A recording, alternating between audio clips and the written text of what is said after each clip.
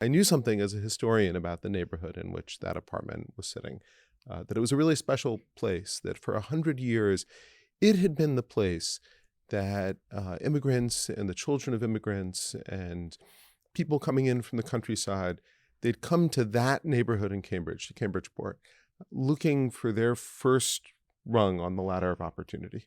And they'd found it there. And then they'd kept climbing, and another generation had moved in behind them. It's how America had worked since its inception, really.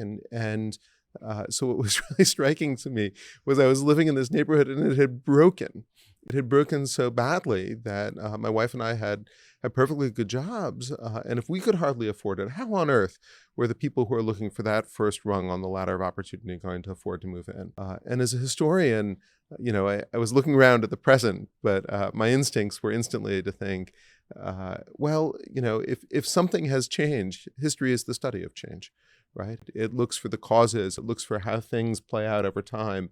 It tries to identify the moments and the decisions that people have taken and trace the consequences of those acts. And I thought, well, I'm a historian. If somebody's going to figure this out, I shouldn't be sitting here waiting for somebody else to figure out. I should start digging. I should start looking at my community and then at communities around the country. I'm going to have to go back. I actually went back a whole lot further than I thought I was going to have to. I thought, maybe if I go back 20 years, I'll figure out how this happened. Maybe if I go back 50 years.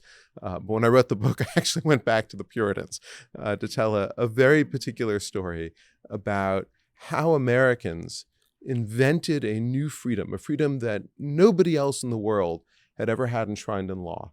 The right to live where you want to live.